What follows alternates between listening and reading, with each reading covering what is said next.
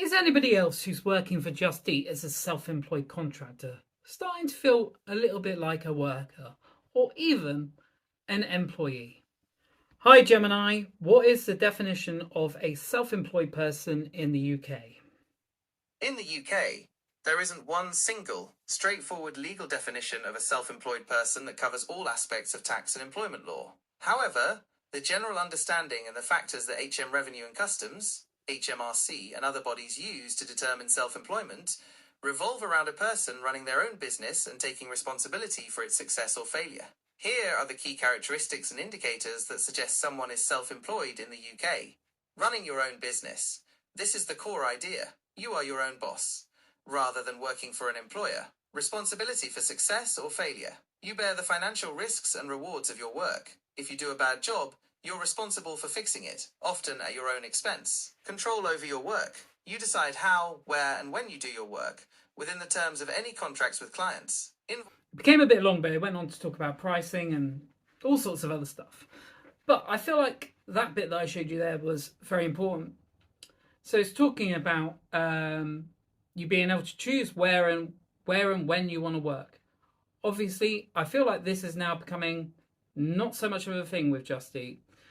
They've already brought in the shift schedule, which doesn't really make much sense to me as a self-employed person.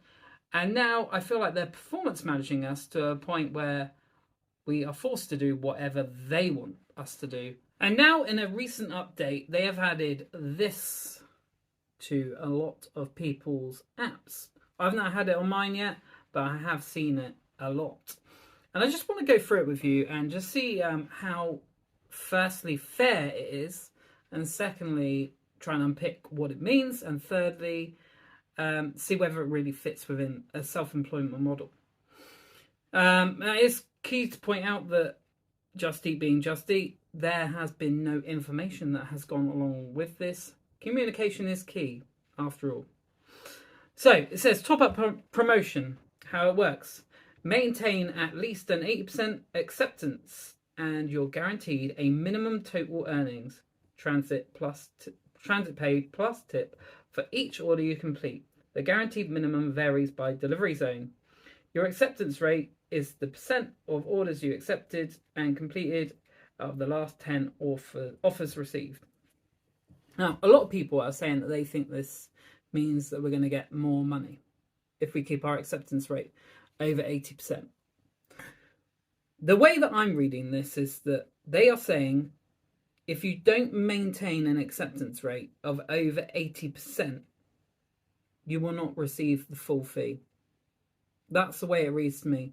Let me know in the comments, guys, whether you think the same thing.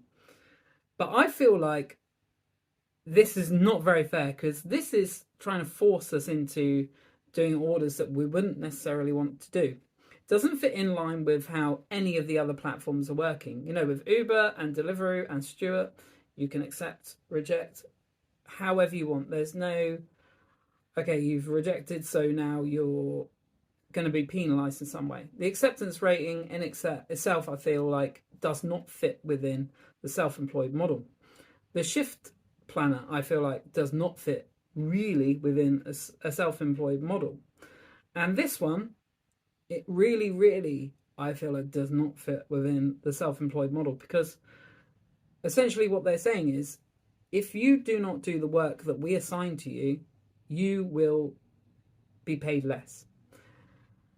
For one, you'll get less orders because your acceptance rate will drop low and you'll be less likely to be offered something. But now they're saying what you're offered will be less than what it would have been. That's the way I'm reading it. Let me know in the comments whether you think it's any different. And also let me know in the comments whether you feel like you are still a self-employed, truly a self-employed person. Because as I said in a previous video, for me, a truly self-employed person should be able to gain their own customers through the app. So like with Checker Trade and Courier Exchange and stuff like that, that are in other fields but similar, it's all about them giving you leads so you can gain customers. We don't have that. There's also we can't set any pricing. I feel like if we were self-employed, we should be able to have a say in setting pricing, and we should be able to garner our own clients. So if we do a good job for an end customer, so the customer you're giving the food or the shopping to, that customer should be able to request you again. If you're on the platform, they should be able to request you again. Same with restaurants. They should be able to, get a pool of drivers which are their preferred drivers. That's the way I see it, as self-employed. That's the way I would see all the platforms working if we were truly self-employed. But let me know in the comments down below what you guys think. Are we truly self-employed? Are we somewhere in between being an employee or a worker? Or employee and self-employed? Or do you think we're more towards being an employee or a worker?